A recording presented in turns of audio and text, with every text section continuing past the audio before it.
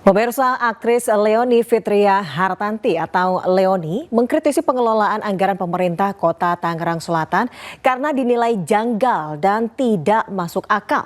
Wali Kota Tangerang Selatan mengaku siap bertemu dengan Leony untuk menjelaskan duduk permasalahan secara rinci. Oke, gue mau curhat dikit ya. Jadi kan gue ini lagi ngurus. Inilah video artis Leony yang viral di media sosial. Dalam video, Leony mengeluhkan adanya biaya pergantian nama ahli waris di rumahnya. Tak sampai di situ, Leony juga membongkar laporan anggaran di pemerintah Tangerang Selatan di tahun 2024 yang ada di laman situs tangerangselatan.go.id. Leony pun siap untuk bertemu dan berdiskusi soal anggaran ini. Ada beberapa hal juga yang lebih penting yang pengen saya dan mungkin sebagian masyarakat Tangsel ingin sampaikan terkait permasalahan sampah, terkait permasalahan jalanan, dan masih banyak lainnya. Mudah-mudahan kita bisa berdialog secara terbuka, nggak cuma saya doang, tapi juga beberapa masyarakat bisa ikut hadir juga di situ. Yang pasti saya tunggu undangannya, Pak. Bisa bisa hubungi saya aja, terserah mau lewat cara apapun. Saya tunggu ya, Pak. Terima kasih. Wali Kota Tangerang Selatan Benyamin Daphni pun mengajak Leony bertemu untuk menjelaskan duduk permasalahan secara rinci. Benyamin Daphni menambahkan untuk laporan anggaran yang dimaksud oleh Leony hanya jaringan pemeliharaan kantor pusat pemerintah, bukan untuk pemeliharaan jalan ke Tangerang Selatan. Memang tadi sudah dijelaskan 731 juta nggak mungkin ngebenerin jalan sebesar itu. Itu hanya satu khusus untuk perbaikan jaringan listrik dan itu pun hanya di Pemkot saja. Ya kan hanya di kantor Pemkot saja, bukan se-Tangerang Selatan. Makanya jumlahnya 731 juta dan itu sudah dilaksanakan. Selain pemeliharaan jalan, Leony juga menyoroti program penunjang urusan pemerintah daerah yang nilainya mencapai 2 triliun rupiah.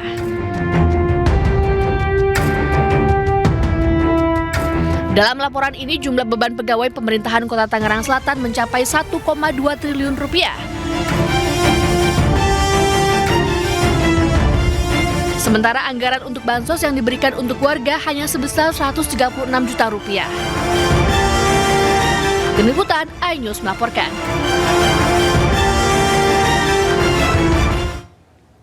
Menteri Pendidikan Dasar dan Menengah Abdul Muti angkat bicara usai banyaknya kasus keracunan massal program makan bergizi gratis. Menurutnya, Badan Gizi Nasional harus segera melakukan evaluasi agar hal serupa tidak terulang.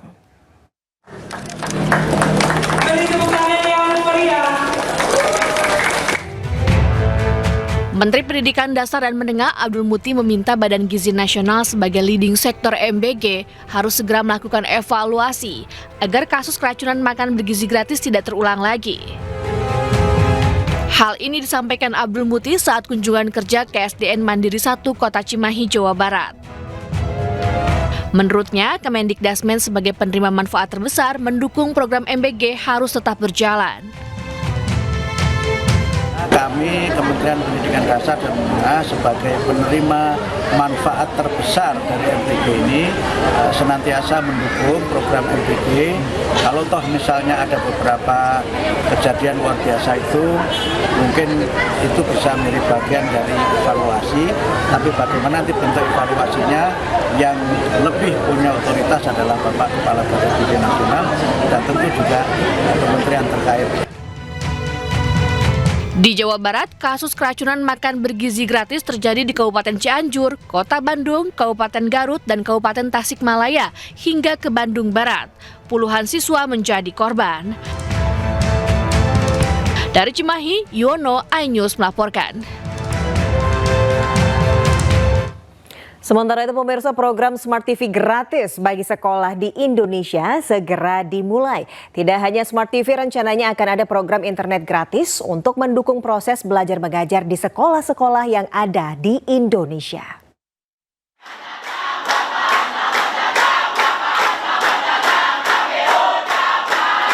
Presiden Prabowo Subianto berencana membagikan 330.000 televisi pintar bagi sekolah di semua jenjang pendidikan. Keberadaan televisi pintar atau Smart TV dinilai bisa mendukung proses belajar mengajar. Sekarang pun kita sudah sebarkan tapi baru mampu satu sekolah, satu layar digital pintar, istilahnya smart digital screen, smart television. Baru mampu satu sekolah satu. Tapi berarti tahun ini kita harapkan 330.000 sekolah akan dapat. Saat ini Smart TV sudah mulai dibagikan di sekolah-sekolah di Indonesia. Sementara total sekolah di seluruh Indonesia sekitar 450.000. Menurut Kepala Staf Kepresidenan, pembagian Smart TV sudah mencakup sekitar 70% dari seluruh sekolah di Indonesia. Tujuannya untuk memberikan materi ajar dengan kualitas merata di Indonesia.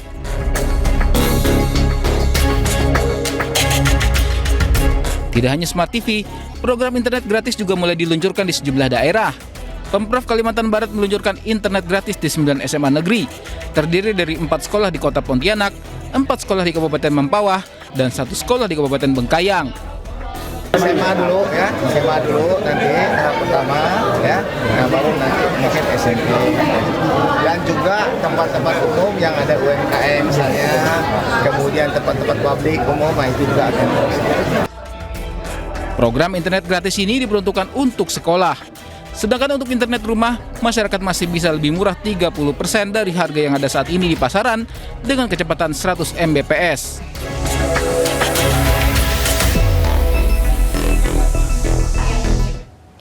Ya pemirsa, usai jeda kita akan mendengarkan tanggapan Presiden Prabowo setelah pidatonya dipuji Presiden Amerika Serikat Donald Trump. Jangan kemana-mana, tetap di iNews.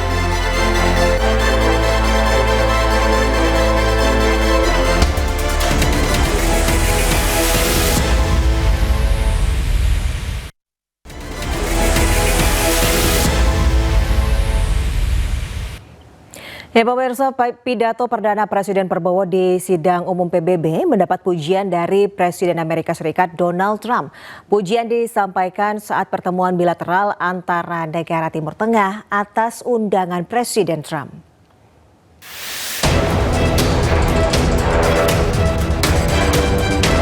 Prabowo Subianto menyuarakan perdamaian dunia dalam pidatonya di sidang umum PBB Selasa malam. Dengan berapi-api, Presiden Prabowo sampaikan penggunaan kekerasan bukanlah solusi.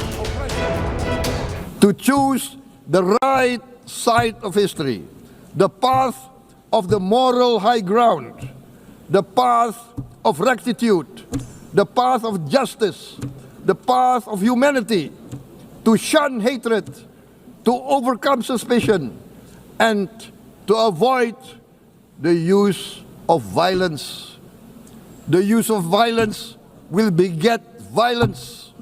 No one country can bully the whole community of the human family.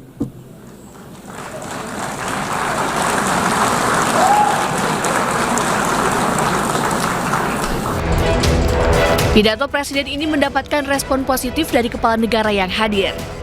Pujian secara langsung disampaikan oleh Presiden Amerika Serikat Donald Trump kepada Prabowo dalam pertemuan bilateral usai sidang umum.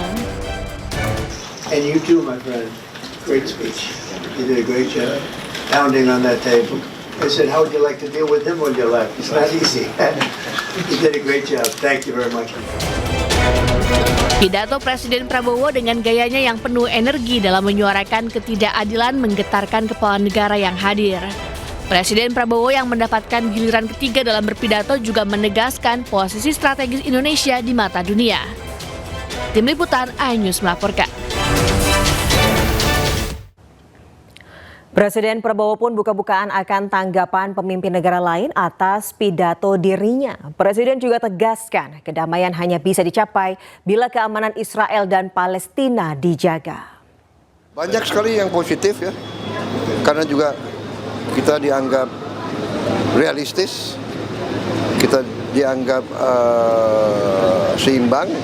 Saya juga terang-terangan mengatakan perdamaian hanya bisa datang kalau semua orang mengakui, menghormati dan menjamin keamanannya Israel. Israel pun harus dijamin keamanannya, baru kita bisa dapat perdamaian. Ya. Pak, kemarin tadi Trump sempat menguji pidato Bapak, Pak. Pak Trump ada tanggapannya, Pak? Ya, beliau kan humoris ya. Betul ya. Oke. Terima kasih, Bapak. Saya sebetulnya nggak terlalu sadar bahwa saya itu ya. Mungkin itu apa ya, gaya saya aja itu ya. Terima kasih. Pemerintah segera membentuk tim reformasi Polri. Menteri Koordinator Politik Hukum dan Keamanan periode 2019-2024 Mahfud MD masuk dalam tim tersebut. Dan informasi ini sekaligus menutup Pemimpin Rakyat hari ini. Temukan informasi-informasi terbaru lainnya di www.inews.id dan cuplikan tayangan berita iNews dapat Anda saksikan di kanal YouTube @official_inews. Saya Desvita Bionda dan kerabat kerja yang bertugas pamit undur diri. Pemimpin Rakyat, pemimpin beraksi, rakyat awasi. Sampai jumpa.